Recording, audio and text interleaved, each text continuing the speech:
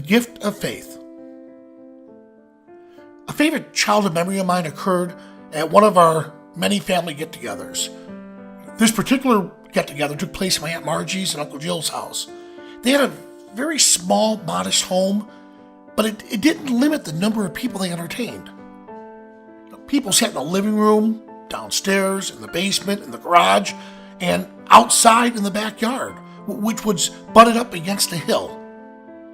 There had to be over at least 50 people there. After a game of hide and seek with my cousins, I sat on my mother's lap to rest. Yes, I was a mama's boy. I was sitting on my mother's lap. I had to be about 6 years old because I still remember my grandmother, and she was still alive at the time. I loved sitting on my mother's lap, listening to the stories told by my aunts and uncles, along with my mom. Just then, I looked across the table and saw my mother. I thought, whose lap am I sitting on? I looked, and it was my father's cousin Rita, who looked so much like my mother. I jumped up and went to my mother, and everyone started laughing. Sitting on my mother's lap, I said, "Mommy, she looks just like you. I mean, she's as beautiful as you." Rita, who we called Aunt Rita, said, "Aw, Robbie, thank you." My mother just held me tight. The stories went on, and one of the subjects was about the number of children each of them decided to have. My mother said her and my father have always planned on having 6 children. My aunt chimed in and said, "Wow, so many kids." My other aunt said, "Yeah, after the first one, the rest were complicated births, resulting in cesareans, a C-section birth." I asked if that was bad, and my aunt said, as bluntly as an Italian aunt could say, "Well, they cut your mother open to have you."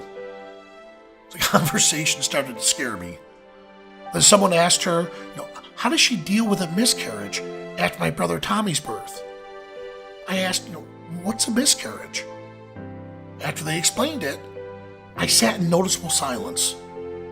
As a few minutes went by, my mother took me to get a drink and asked me what's wrong. I said, if you planned on 6 kids and one was a miscarriage, then if he were born, I wouldn't be here. I wasn't planned like everyone else. My mother smiled and said, "Robbie, God planned to have you with us, and that's special. Don't you agree?" I said, "Yes, but they had to cut you open 5 times. That must have hurt." She smiled again and lifted her shirt to show me the scars and said, "Jesus wears his scars on his hands and his feet with pride. I wear these scars on my stomach with pride. Robbie, I would do it all over again. Now, let's have fun and play some cards." I looked back at that moment and thought, my mother and father never sugarcoated or hid anything from us. Even when my mother was dying of cancer, she bravely told us the truth. When I would question why would God do this to her, she said, "God isn't doing this to me, he's doing this for me." The moment she took her last breath, as my father held her hand, they never lost faith in God's plan. So on this day, I think how much faith a 41-year-old man and a 37-year-old woman placed in God to have a 6th child, knowing the risk they faced. I'm here today because of their faith in God, and for that, I am eternally grateful. The gift of faith is my parents' greatest gift they ever gave me.